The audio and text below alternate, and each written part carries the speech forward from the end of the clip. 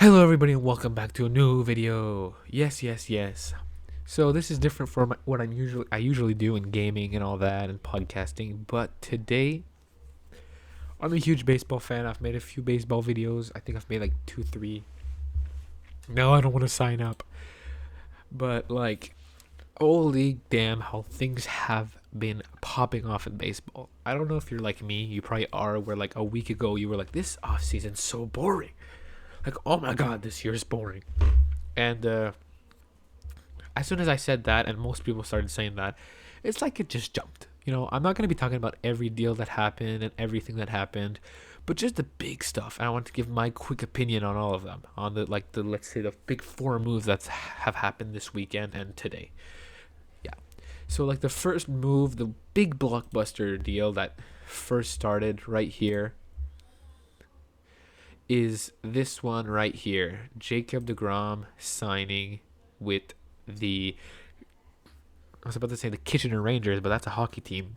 The Texas Rangers for a 5-year deal covering 23 to 27. I keep on clicking on that. I'm so sorry.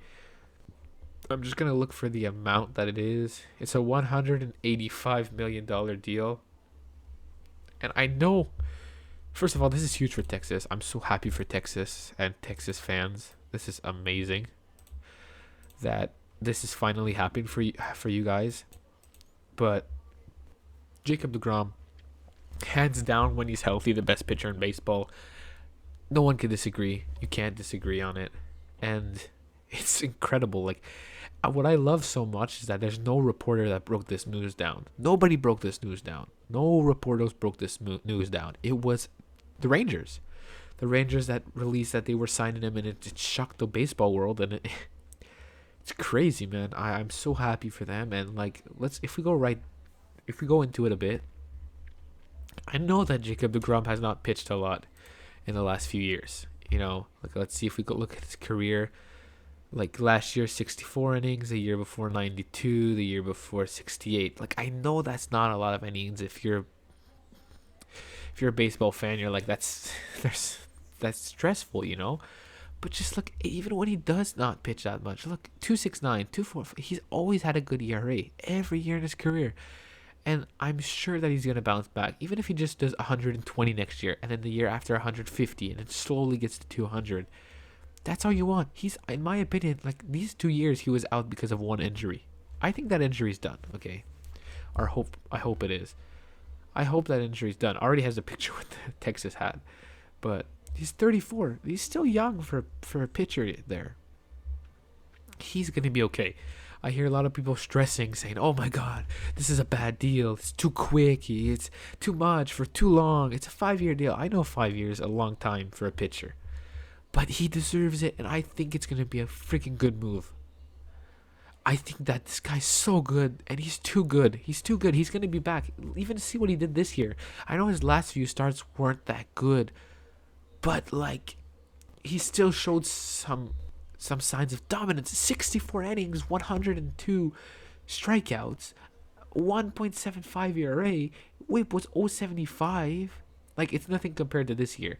But if you are the Rangers and you can get his 2016 season next year, even if you get his 2017 season next year, that's still really good for a team that was missing this. You pair that with John Gray, Martin Perez, Dan Dunning. Like, your team's good. In a few years, you'll have Jack Leiter up. You'll have Kumar Rocker.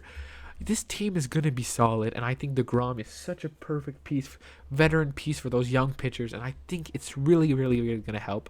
And I promise you, if you're a Rangers fan, don't be stressed. It's going to work out. I bet on it. I'm sure it's going to work out, and it's a great deal. And I'm saying this as a Washington fan because I'm a big Washington fan. Like, one of my favorite teams. I have two. I have Blue Jays as like my number one, and number two is Washington. I love them as much, pretty much. But this guy terrorized Washington, and now to see that he's out from the Mets and he's pitching in Texas, where I'm not the biggest Texas Ranger fan, but like, he's out of my division, and he didn't even go to a division that can, you know, hurt me. So this is perfect, bro. It's such a good move. It's a big loss for the Mets, but you'll see that the Mets should be fine. as you just heard, I said the Mets are going to be fine. And the reason that the Mets are going to be fine is for this deal right now. Holy god damn it. As a Mets fan, I'm sure you're nervous. You're like, we're going to have to sign somebody, but who? And is this the downfall? And I love how Steve Cohen was quick to react. He's like, we lost DeGrom, that's fine. Boom. We're going to prove, we're going to show to you that nothing's going to go wrong. Nothing's going to bring us down. You signed Justin Verlander to a 2-year, $86 million deal. That's $43 million a year. That's a lot. And like, we'll look at his stats real quick. If you get Verlander from last year, it's a steal. But if you get Verlander from, honestly, if I'm being 100% honest with you, if Verlander can be a good pitcher, pitch about 180 innings, have a 270 ERA, I don't even care. He's gonna help you out. I'm just saying that if maybe you're a Mets fan, his playoff career is maybe gonna like bring you down a little bit. I don't know if I can show his playoff career. Yeah, right here. His postseason career, right here. You can see 207 innings, 364, and in his last years, he had he had 3 good years, 2012, 2013, and 2017. If you don't look at those seasons, 582, 531, 540, 415, 433, 485. So as a Mets fan, you're going to get a guy that's going to be a horse for you in the regular season to pair with Max Scherzer. But then, I'm sorry, but postseason, he's never really proved himself. And another thing I wanted to say is, look, this guy's 40, I think. Yeah. He's gonna be 40 for the next season, and I'm just saying that, like, 40, it's getting old. I think he's gonna be fine for next year, but I think you're gonna start seeing regression sooner than later. And that's the same thing with Scherzer. As much as I love Scherzer, you're gonna see regression. So let's say both of them are good this year. How do you not know that next year in 2024 they're not going to have a regression season? They may have a regression season, and that's going to make you have two high paid guys, and it's going to be tough. But also, great thing that's going to come from this is, let's say both of them struggle in the 2024 season, you're losing pretty much 80 million that you can go spend afterwards. So you're going to be fine after that. Great move by Steve Cohen. Great move from the Mets. I forgot to talk about the deal. I didn't. 86 million for 2 years, and there's a 35 million vesting option for 2025. Great deal from the Mets. I do think it's a lot paid, but that was his market, and it was going to be a deal like that. That's what he wanted, and after the historic season he just put up, it's well deserved. And if you're the Astros, you shouldn't be that stressed. I know you lose Verlander, but you lost some money, and you'll be able to go sign somebody else. Yes, he was important for you, but you know them. You know the Astros. They find somebody. They lost Carlos Correa, then put Jeremy Pena, who had almost a better season with if you add the postseason. You lost George Springer, still made it to the playoffs the year after. So you're going to be fine. You're going to find a young guy probably is going to take his place. And even that rotation's still nasty. Lance McCullers, Christian Javier. If you look at Framber Valdez, Jose Urquidy, Hunter Brown, you're fine. There's no stress there. You're easily going to find room. It's going to be a big loss now looking at it, but I'm sure that when the season starts and when the season ends, the Astros are going to be fine. They're still the powerhouse in that division. The other big deal I have right here is from the Dodgers, officially re-signing Clayton Kershaw. This was obvious. You knew that Clayton Kershaw wasn't going to go anywhere, but it still would have been fun to see him go to Texas, maybe even join the ground. That would have been a nasty 1-2 combo. But yeah, they announced that Clayton Kershaw's back on a 1-year deal, and a $15 million salary and a $5 million signing bonus. This is a great deal. Clayton Kershaw, he's going to go down as one of the best pitchers of all time, and had a great season again. Like, look at this. He went 12-3. I know in 2021 had a higher area, but still 3.55. We're saying it's crazy when you talk about this guy and you say it's a 3.55 ERA and you say it's high. You know he's a superstar when you say that it's high. This guy's so good, and he's so young, bro. He's 34. Like I don't know how many years he has left. I'm in my opinion, I think he's waiting to win a World Series before quitting. But like I think that this guy should still pitch till like he's 40. But I know he wants to get out of baseball soon. And honestly, 1 year, 20 million. This is absolute steal for Clayton Kershaw. 20 million. This guy could get 30 million. Could get probably 35 million on a team. He could have signed a 5 year deal worth as much as DeGrom signed, in my opinion, because of his track record. And he is, in my opinion, a top 10, if not top 5 pitcher in all of baseball. Now on to the final big deal. This happened not too long ago.